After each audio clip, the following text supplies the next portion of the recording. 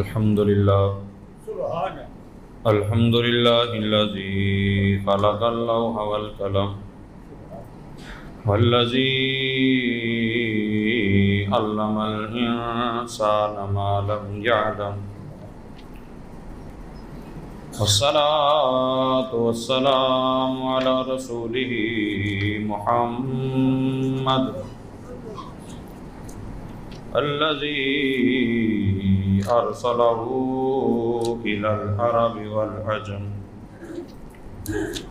وعلى آله وأصحابه الذين من خير الأمم أما بعد فأعوذ بالله من الشيطان الرجيم بسم الله الرحمن الرحيم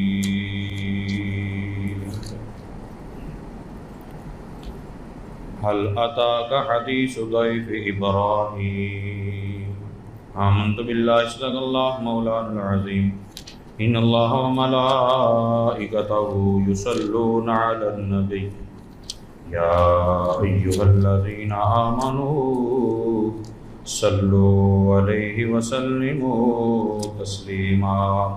پڑھیے صلی اللہ علیہ یا رسول اللہ وسلم علیہ یا حبیب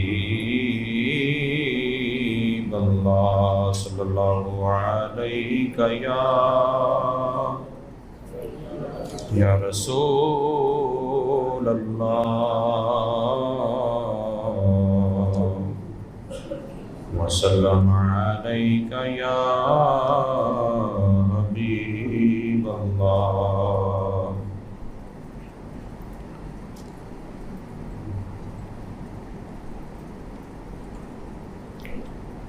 پیارے پیارے اور محترم اسلام بھائیوں، سیدنا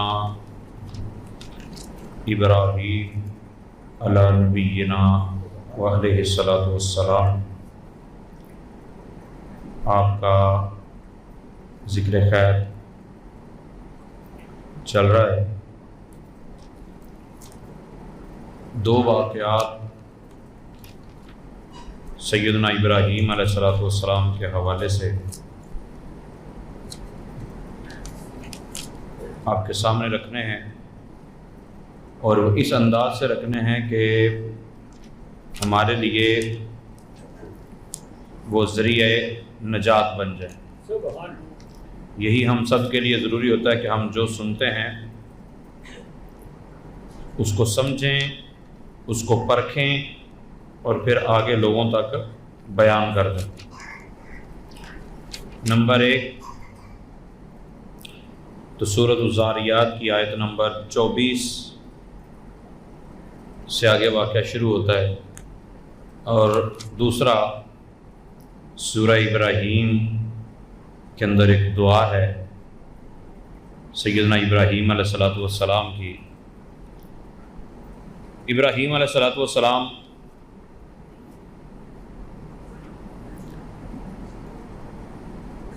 آپ کے ہاں جو پہلی بیوی تھی حضرت سارہ، وہ اور آپ دونوں سفر کر کے جا رہے تھے. رستے میں ایک بادشاہ تھا، اس کا دستور یہ تھا کہ کنواری کوئی بھی عورت یا شادی شدہ کوئی بھی جوڑا اپنے شوہر کے پاس اس وقت تک جانے نہیں دیتا تھا جب تک کہ وہ ایک رات خود نہیں گزار لیتا تھا. ابراہیم علیہ الصلاۃ والسلام کی زوجہ کو اس نے پکڑا اور علیحدہ بند کر دیا. پوچھنے پر آپ لوگوں نے بتایا کہ ہم بہن بھائی ہیں، یعنی اسلامی نقطہ نظر سے، اسلامی رشتے سے ہم بہن بھائی ہیں. قصہ مختصر کہ وہ بندہ بادشاہ جو تھا وہ بضد تھا، اس نے حضرت سارہ کی طرف ہاتھ بڑھانے کی کوشش کی تو ہاتھ شل ہو جاتا، پھر توبہ طائب ہوتا، ٹھیک ہو جاتا، پھر کوشش کرتا، پھر شل ہو جاتا. تو 3 دفعہ ایسے ہی ذلیل ہوا.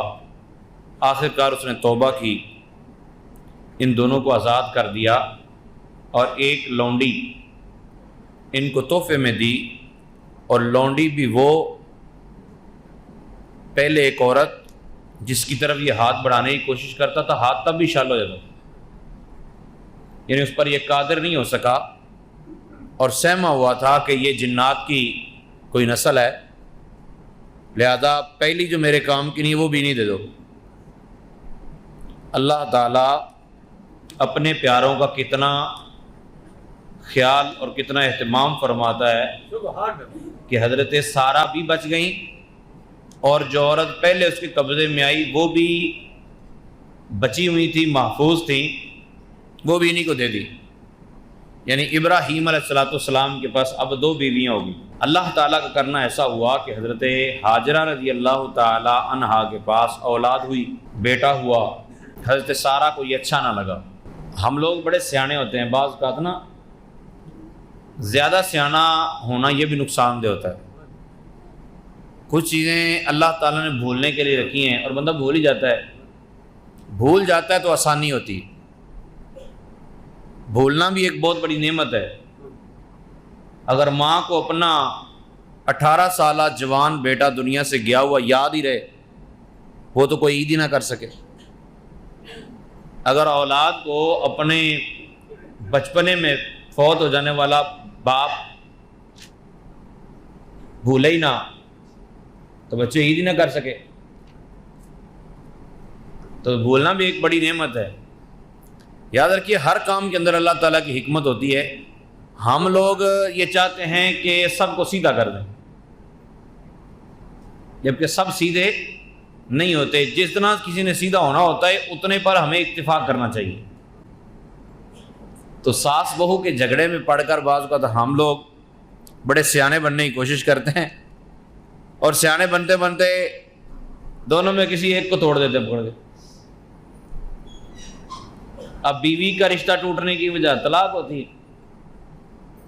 طلاق دے بیٹھے، یا ماں کے ساتھ قطع تعلقی کر لی، بدبختی نے ڈیرا لگا لیا۔ پھر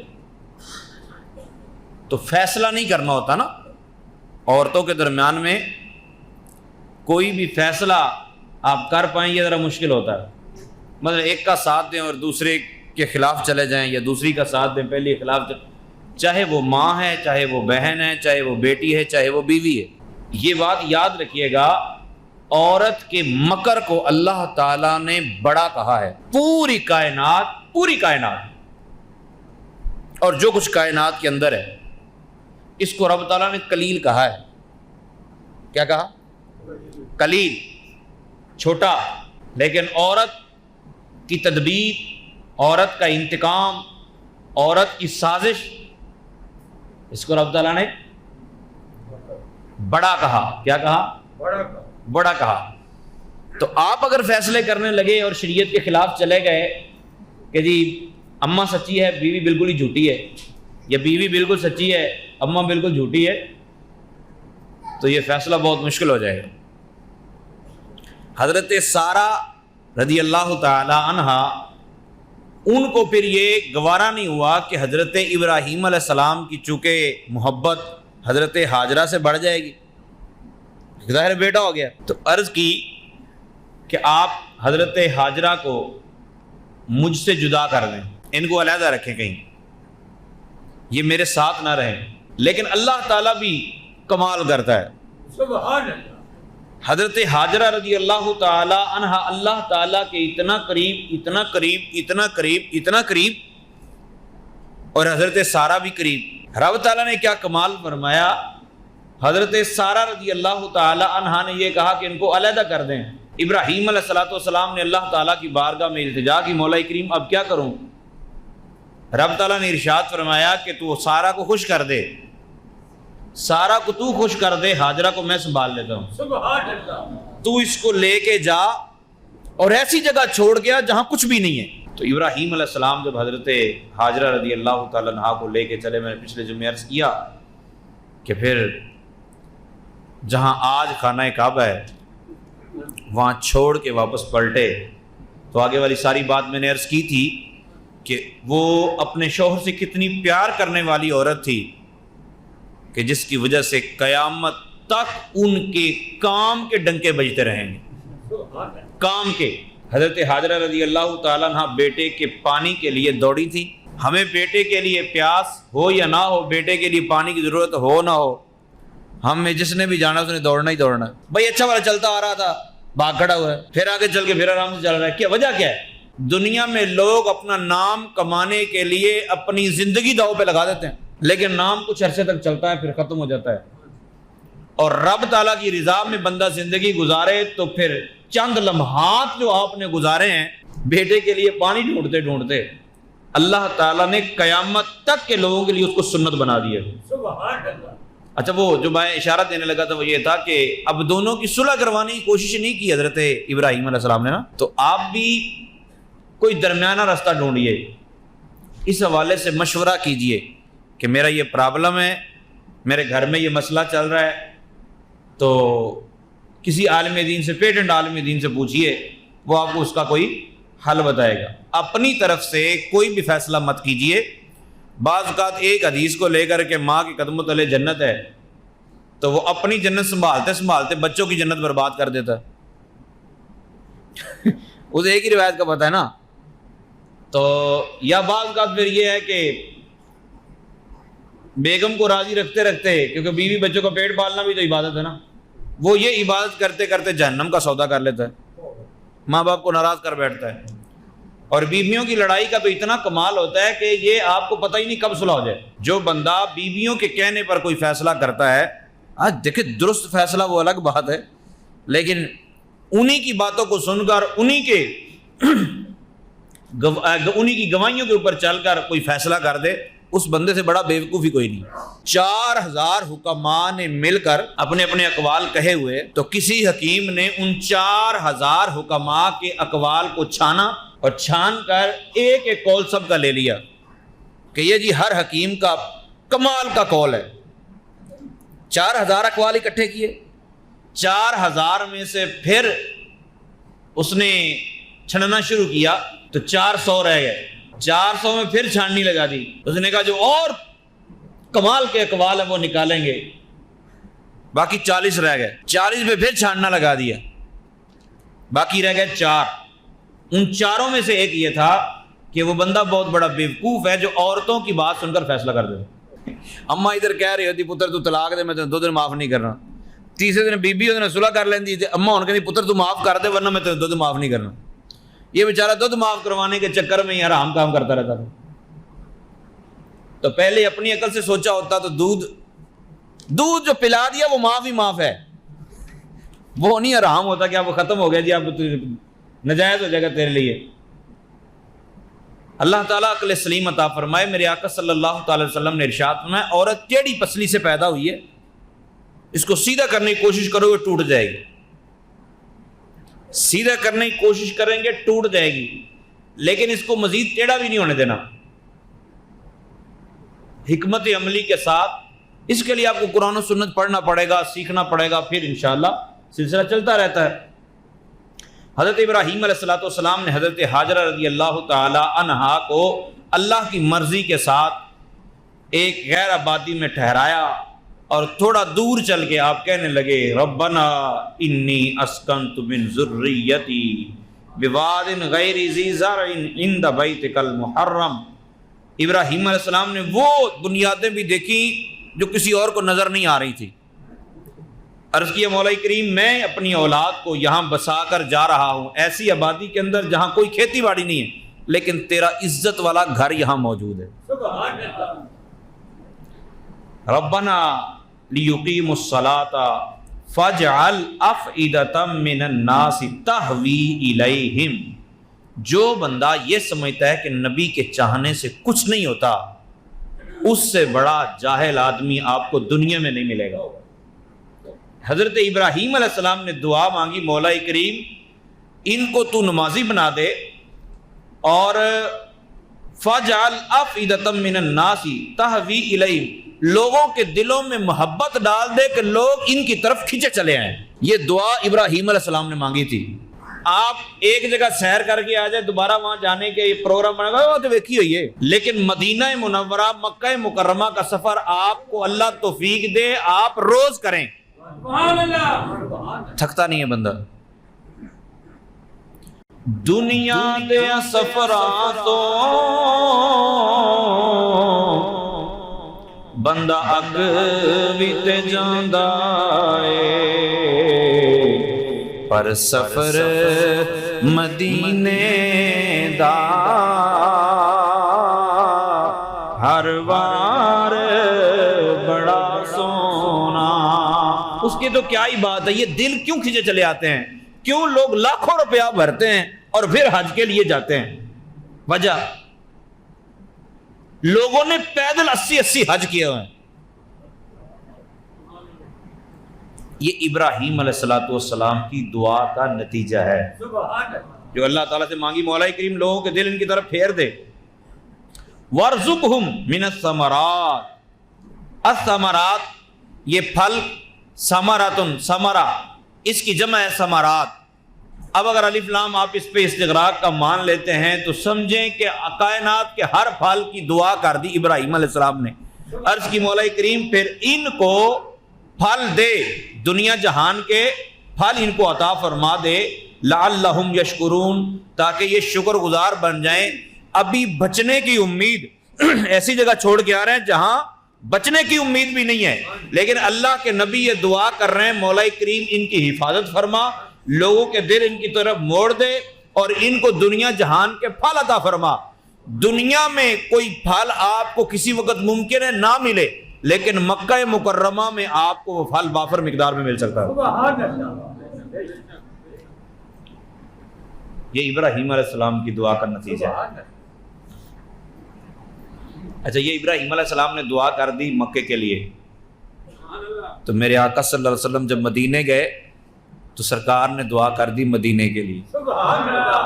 عرض کی مولا کریم جتنی ہمارے دلوں میں محبت مکے کی تھی، اس جتنی محبت ہمارے دلوں میں مدینے کی ڈال دے، بلکہ اس سے زیادہ کر دے، بلکہ اس سے مولا کریم مدینے کے سا، یعنی جس کے ساتھ وہ گندم یا چیز جو ماپی جاتی ہے نا، سا ٹوپا، تو مولا کریم مدینے کے سا میں برکت کر دے، مدینے کے وزن میں برکت کر دے۔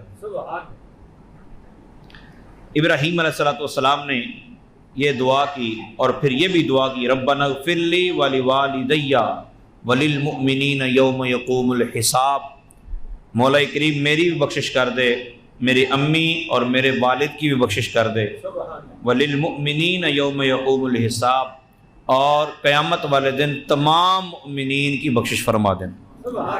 اچھا، اپنی اولاد کے لیے بخشش کی بھی دعا کرنی چاہیے۔ اپنی اولاد کے لیے ہم دنیا کے مستقبل کا کتنا خیال رکھتے ہیں، یار بچہ بڑا ہو رہا ہے، اس کی شادی بھی کرنی ہے، شادی کے بعد اس کے دیگر معاملات بھی ہیں، یہ یار اچھے طریقے سے زندگی گزار لے، ان کے معاملات سیدھے ہو جائیں۔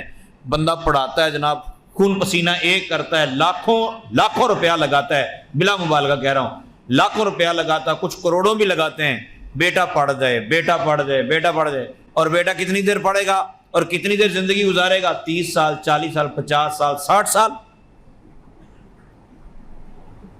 اس کے بعد چراغ گل ہو جائے گا۔ اور بیٹے نے جو قبر کے اندر زندگی گزارنی ہے اس کی فکر ہمیں ہے، بیٹے نے جو قیامت والے دن حساب کتاب دینا ہے اس کی فکر ہمیں ہے۔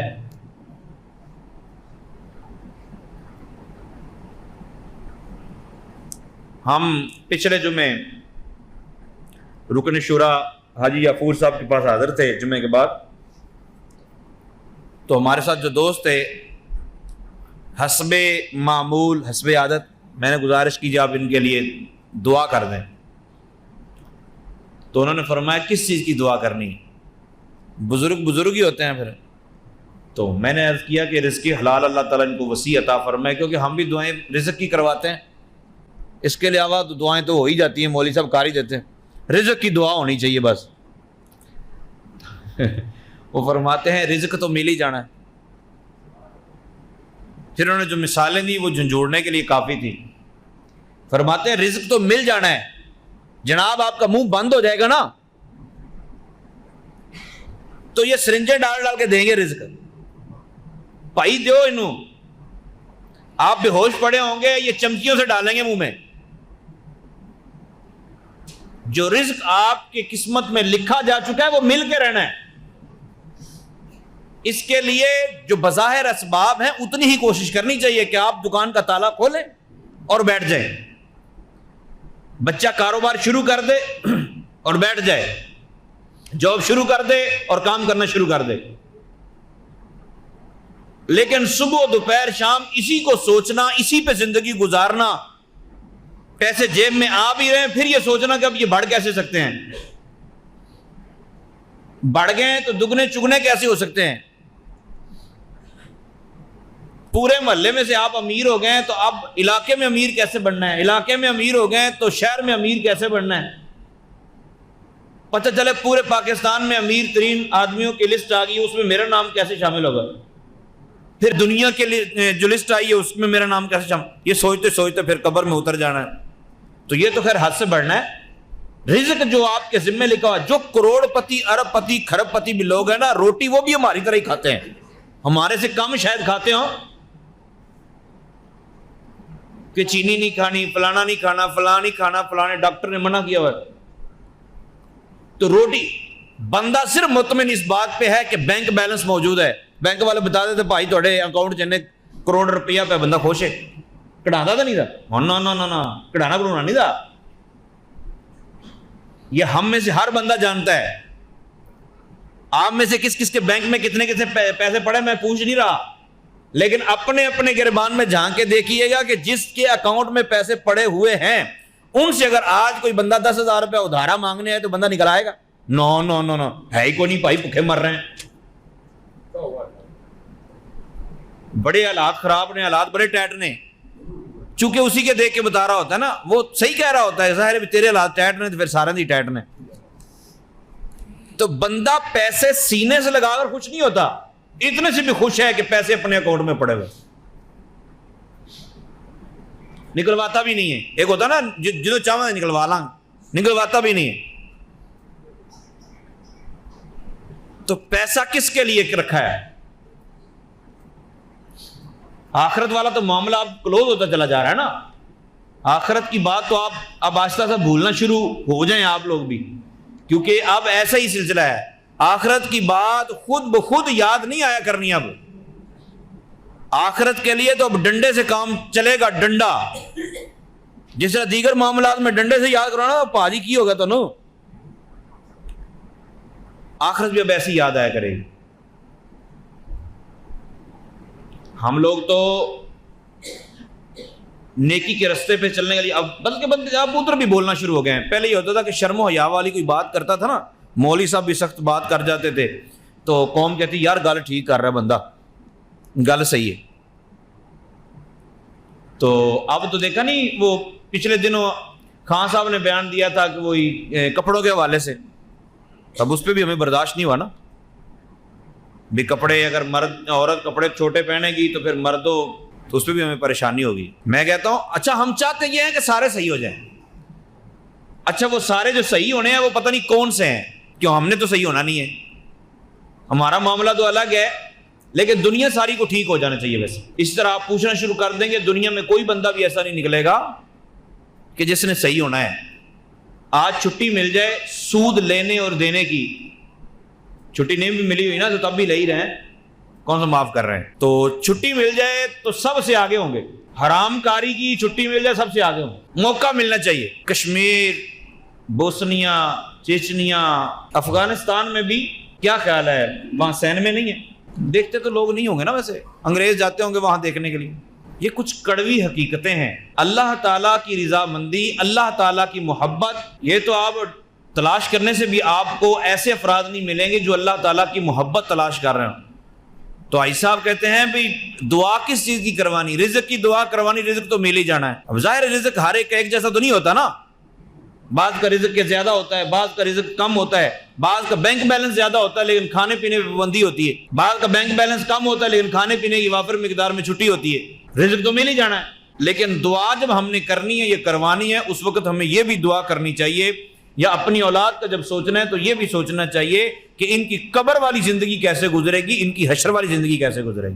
ورنہ یہ یاد رکھیے گا, اگر ہمارے کرتوتوں کی وجہ سے, ہمارے معاملات کی وجہ سے ہماری اولاد اگر نہیں سمجھ پائی یہ ماں باپ کے لیے عرض کر رہا ہوں. ہماری غلطیوں کی وجہ سے اگر اولاد نہیں سمجھ پائی تو کل بروز قیامت یہی اولاد ہمارا گریبان پکڑے گی. اور اگر ماں باپ نے سمجھایا، پوری محنت کی، یا نہیں سمجھا سکے تھے، بعد میں توبہ کر لی، اولاد کو اب سمجھا رہے ہیں، تو اب اگر اولاد نہیں سمجھی تو کل بروز قیامت جب ماں باپ جنت کی طرف جا رہے ہوں گے نا، تو یہ اولاد گڑ گڑائے گی، روئے گی، چیخے گی، چلائے گی، پاؤں پڑے گی کہ ابا جان آپ ہمارے ابا جی ہیں.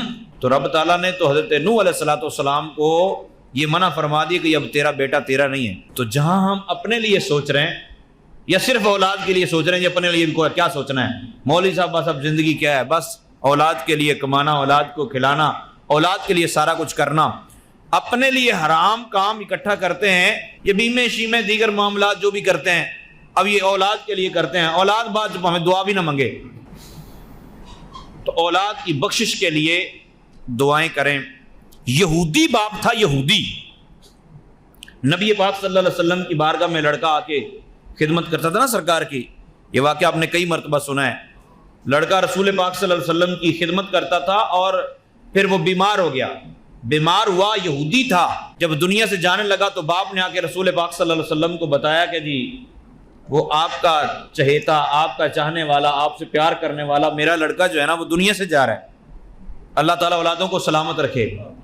تو آپ تشریف لائے. نبی پاک صلی اللہ علیہ وسلم صحابہ کے ساتھ تشریف لے گئے. جب سرکار نے جا کے دیکھا کہ وہ تو بڑا سخت بیمار ہے اور آخری لمحات ہیں، نبی پاک صلی اللہ علیہ وسلم نے ارشاد فرمایا کلمہ پڑھ لے. تو دنیا میں میرے پاس رہا ہے لیکن تو جہنم کی آگ سے بچ جا. اگر تو اس طرح ہی چلا گیا تو جنت میں میرے ساتھ نہیں رہے گا، پھر تو جہنم میں جلے گا. تو یہ تو چند سالہ زندگی ہے، تو جنت میں میرے ساتھ رہنا. اب جو دنیا میں رہ کر چاہتا تھا ہر وقت سرکار کا ساتھ ہو، ہر وقت سرکار کا ساتھ ہو، ہر وقت سرکار کا ساتھ ہو. تو اس نے دیکھا اپنے باپ کی طرف، یہودی باپ، لیکن بیٹے کے مستقبل کو پہچانے. ہم مستقبل سمجھے کسے ہیں؟ ہم مستقبل سمجھے ہیں 2-4 سال کو، ہم مستقبل سمجھے ہیں 20-25 سال کو. جو ہزاروں سال کی زندگی ہے اس کو تو مستقبل میں شمار ہی نہیں کر رہے ہم. لیکن یہودی باپ درست فیصلہ کر گیا. اس نے اپنے بیٹے سے کہا جس طرح محمد عربی کہتے ہیں ویسے ہی کر لے. اور پھر نبی پاک صلی اللہ علیہ وسلم کا کلمہ پڑھا. بس کلمہ پڑھنے کی توفیق ملی، کلمہ پڑھتے ہی جان نکل گئی. جان نکلی تو میرے آقا صلی اللہ علیہ وسلم نے صحابہ سے فرمایا اسے لے کر چلو، غسل میں میں دوں گا، کفن میں میں پہناؤں گا. تو آخرت کی فکر کرنا ہم سب کے لیے ضروری ہے. قبر کے اندر ہی پہنچتے ہی بندے کے مرتے ہی بندے کو پہچان ہو جاتی ہے کہ اب کس بھاؤ آگے چلنا ہے کام. مرتے ہی. ابھی جانور ذبح ہوئے ہیں، آپ نے جنہوں نے بچوں کو دیے ہوئے تھے جانور، ان کو بھی آئیڈیا ہو گیا ہوگا بچے کتنی محبت کرتے ہیں جانوروں سے. بچوں کی محبت جانوروں سے ہے. آپ پورے باڑے میں سے ایک جانور کو نکال کے لائے ہیں، آپ کا کیا خیال ہے؟ جانور کو نہیں پتا؟ ہو سکتا ہے آپ سمجھتے ہو کہ جانور کو پتا نہیں لگتا، لیکن جانور کو پتہ لگتا ہے. ایک بزرگ فرماتے ہیں انہوں نے اس کے بعد کبھی جانور کو ذبح نہیں کیا. وہ فرماتے ہیں کہ میں نے ایک دفعہ بکری کو ذبح کرنے لگا نا، تو میں چھری رکھ کے کسی کام کے لیے ادھر ادھر ہوا، تو میں نے آ کے دیکھا کہ بکری پاؤں کے ساتھ چھری کو لے جا رہی ہے اور اس نے زمین کو قرید کر چھری اس کے اندر چھپا دی. جانور کو بھی پتا ہوتا ہے. ایک تصویر میں نے دیکھی، ایک بندہ جانور کے ساتھ سیلفی بنوا رہا ہے تو جانور کی آنکھ سے یوں پانی بہ رہا ہے. حضرت ہم خوش ہیں، ہم نے قربانی کی، اور ظاہر ہے جانور بنے بھی اسی لیے ہیں، وہ ہمارے لیے بنے ہیں، انہوں نے ذبح ہونا ہی ہونا ہے. لیکن یاد رکھیے گا ایک وقت آنے والا ہے ہمیں بھی پکڑ کر ذبح کر دیا جائے. اب ذبح کرنے کا رسول پاک صلی اللہ علیہ وسلم سے پوچھا گیا یا رسول اللہ آپ یہ ارشاد فرمائیں کہ انسان جب مرتا ہے بھاگتا نہیں. ایک جانور کو آپ باندھتے ہیں، انسان کو 2-4 بندے نہ پکڑے تو یہ قابو نہ آئے. اب انسان بھاگتا نہیں ہے، مر جاتا ہے، بسترے مرگ پر پڑا مر جاتا ہے، اس کو تکلیف نہیں ہوتی. تو ارشاد گرامی کا مفہوم ہے 1000 تلواریں بیک وقت کٹ لگائے جائیں جسم پر، انسان کے جسم پر 1000 تلواریں ماری جائیں، جسم پہ کٹ لگائے جائیں، تو جتنی تکلیف ہوتی ہے موت کے وقت اس سے بھی زیادہ تکلیف ہوگی. جانور کو ذبح، آپ کے سامنے جانور ذبح ہوا ہے، آپ نے جانور ذبح کیا ہے. تصور کریں اسرائیل علیہ السلام آئیں گے اور ہمارے بچے ہماری آنکھوں کے سامنے ہوں گے. بچوں کو نہیں پتا ہوگا کہ ہمارا باپ مر رہا ہے، لیکن ہمیں تو پتا ہوگا نا ہم مر رہے ہیں. بچوں کو چھوڑ کر جانا، جن کے لیے مستقبل کے خواب دیکھے تھے اور ہم نے یہ دیکھا تھا ہماری آنکھوں کے سامنے یہ بڑے بڑے محلات میں رہیں گے، ہمارے سامنے کوئی انجینئر بن کر آئے گا، کوئی ڈاکٹر بن کر آئے گا، بڑے بڑے خواب دیکھے تھے۔ اب وہ خواب، اچھا یہ بھی ضروری نہیں کہ بچے سامنے ہوں، آپ اکیلے پھنس گئے کسی جگہ اور آپ مر رہے ہیں، آپ کی جان نکل رہی ہے اور اولاد گھر میں، اولاد سکون سے سوئی ہوئی ہے، اس وقت اگر میرا یا آپ کا وقت آئے آخری تو ہم کیا فیل کریں گے؟ اس چیز کو محسوس کر کے اس وقت کی تیاری کیجئے، کیونکہ جب بندہ گناہگار جاتا ہے 1000 تلواریں مارنے سے زیادہ بندے کو تکلیف ہوتی ہے۔ ریشم کا کپڑا آپ خاردار کانٹوں والی جھاڑی پر لپیٹ دیں، کپڑے کو یوں کھینچے جس طرح وہ کپڑا تار تار ہو جاتا ہے، اس طرح انسان کی جب روح نکلتی ہے انسان کا جسم تار تار ہو جاتا ہے۔ لیکن نیک بندہ جب اس کی روح نکلتی ہے، جس نے اپنی زندگی پر اطمینان طریقے سے، پر اعتماد طریقے سے گزاری ہوتی ہے، اطمینان کے ساتھ گزاری ہوتی ہے، اس نے اللہ اور اس کے رسول کے احکامات کو مانا ہوتا ہے، اپنی اولاد کو اللہ اور اس کے رسول کے طریقے کے مطابق چلنے کی پوری تلقین کی ہوتی ہے، وہ جو مطمئن ہو کے دنیا سے جا رہا ہوتا ہے نا، اس کو یہ پرابلم نہیں ہوتی۔ اس کے لیے تو جنت سے اسرائیل علیہ السلام خوشبو لے کے آتے ہیں، وہ خوشبو ٹھوڑی کے نیچے رکھتے ہیں، بس بندہ وہ خوشبو سونگھنے میں مگن ہوتا ہے اور بندے کی روح نکل جاتی ہے۔ خوشبو سونگھنے میں بندہ مگن ہوتا ہے اور روح نکل جاتی ہے۔ اور کبھی کبھار ایسا ہوتا ہے کہ اس سے بھی زیادہ کرم نوازی ہوتی ہے اور آمنہ کے لال کا دیدار ہو رہا ہوتا ہے، اور کبھی اس سے بھی زیادہ ہوتا ہے کہ اللہ تعالیٰ اپنے جلووں میں گم کر لیتا ہے۔ تو قبر کے اندر پھر پہنچ کر، ابھی بارشیں ہوئی ہیں، اب غور کریں، بارشوں میں پانی اندر داخل ہو جاتا ہے، جسم گل سڑ جاتا ہے، کیڑے مکوڑے، ہم نے دنیاوی مکانات بنائے ہیں اپنے لیے، بچوں کے لیے، لیکن قبر کی تیاری نہیں کی، آخرت کی تیاری نہیں کی، اس کا بہت بڑا نقصان ہوگا۔ یہ تو اللہ کے نبی دعائیں کرتے رہے۔ حضرت ابراہیم علیہ السلام نے صرف یہ دعا کی، مولا ان کی طرف لوگوں کے دل موڑ دے، ان کو رزق عطا فرما، یہ دعا کی، اور پھر یہ دعا کی مولا کریم ان کی بخشش کر دے، ان کی زندگی ایسے گزرے کہ یہ نمازی رہیں، ان کی زندگی ایسے گزرے یہ تیرے مطیع و فرما بردار رہیں اور یہ جنت میں چلے جائیں۔ تو پچھلے جمعے شاید میں نے یہ گزارش کی تھی کہ اپنی آمدنی، اپنی زندگی کو آپ جب ڈیوائیڈ کرتے ہیں کہ میں نے 10 سال بعد بچوں کی شادی کرنی ہے، فلاں کام کرنا ہے، فلاں کام کرنا ہے، فلاں کام کرنا ہے، تو وہاں اپنی زندگی کے اندر ایک مسجد تعمیر کرنے کا بھی ذہن رکھیں، اپنے نام کی کر دیں، اپنے بیٹے کے نام کی کر دیں، اپنے والد کے نام کی کر دیں، اپنی والدہ کے نام کی کر دیں، ایک مسجد تعمیر کرنے کا ذہن رکھیں۔ 4 لاکھ 5 لاکھ روپیہ ذہن میں بٹھا لیں کہ میں نے اتنا لگانا ہے۔ لوگ بڑے بڑے بھی کرتے ہیں، کم از کم 4-5 لاکھ روپیہ لگا کے آپ ایک مسجد تعمیر کرنے کا ذہن رکھیں۔ قیامت تک جہاں ایک بار مسجد بن گئی وہ قیامت تک مسجد رہنی ہے، لوگ وہاں سے گزرتے رہیں گے، وہاں نمازیں پڑھتے رہیں گے، اور کوئی آپ کے لیے دعا کرے یا نہ کرے، آپ کو تجربہ کر لیں، آپ کو باپ کا نام یاد ہے، دادا کا یاد ہے، پردادا کا نام یاد ہے، پردادا کے اوپر پردادا کے باپ کا نام یاد ہوگا، دعا تو آپ ان کے لیے نہیں کرتے ہوں گے۔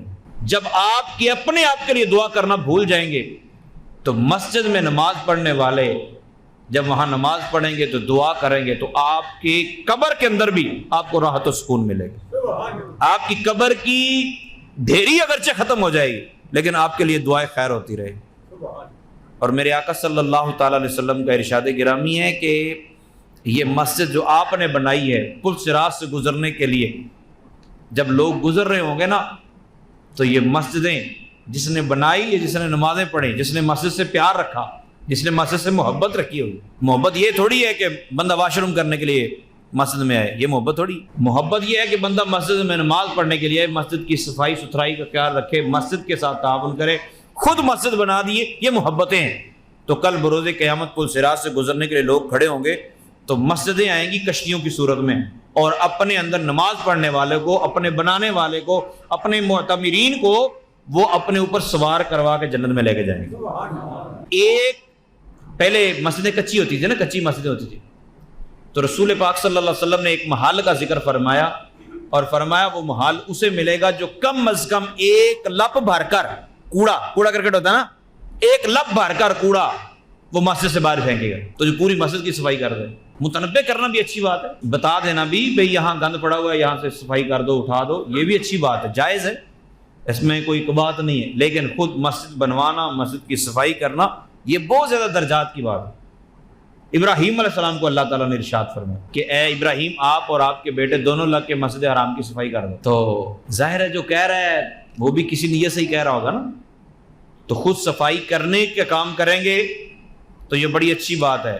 اور آپ مسجدیں تعمیر کریں, 4-5 لاکھ روپے یہ میکسیمم میں بتا رہا ہوں کہ ایک مرتبہ مسجد شروع ہو جاتی ہے, پھر محلے والے خود ہی بناتے رہتے, بن جاتی ہے مسجدیں. لیکن اپنی زندگی کے اندر کچھ نہ کچھ سوچیں, بلکہ اپنے گھر کے اندر بھی ایسا ماحول ہمیں بنا لینا چاہیے کہ گھر کے اندر کوئی ایسی جگہ متعین ہو جہاں گھر والے نماز پڑھیں, جہاں گھر والے بیٹھ کر قرآن پاک پڑھیں.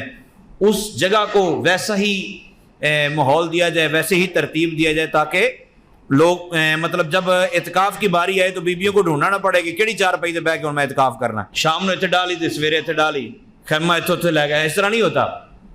تو گھر میں بھی جگہ متعین ہونی چاہیے. پہلے لوگ کرتے تھے گھر میں نا, گھر میں مسجد بیت کے نام سے مسجد بنائی جاتی تھی. تو سیدنا ابراہیم علیہ السلام نے ہمیں یہ سبق دیا کہ میں اپنی اولاد کے لیے, اپنی امی اور ابا کے لیے بخشش کی دعا کرتا ہوں, آپ اپنے والدین کے لیے بخشش کی دعا کریں اور اپنی اولاد کے لیے بخشش کی دعا کریں, اور اولاد کو تربیت ایسی دیں کہ وہ اپنی بخشش کی فکر کریں. اور جو اپنے والدین کی بخشش کی دعا کرتا ہے اللہ تعالیٰ اس کے رزق میں برکت عطا فرما دیتا ہے.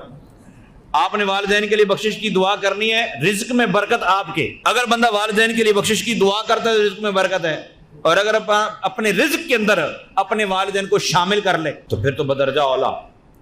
تو بہرحال دعا یہ ہے کہ ہم اپنی آخرت کے بارے میں سوچ لیں.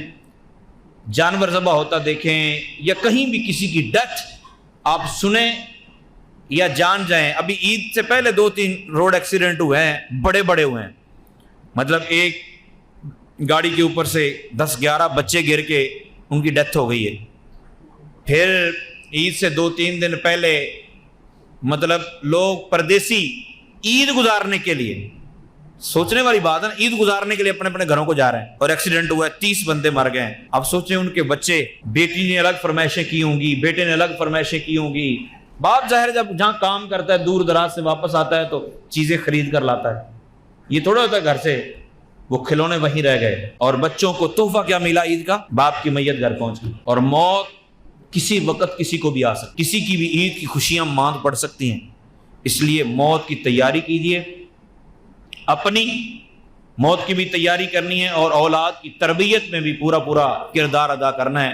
اللہ عمل کی توفیق عطا فرمائے, آمین بجاہ النبی.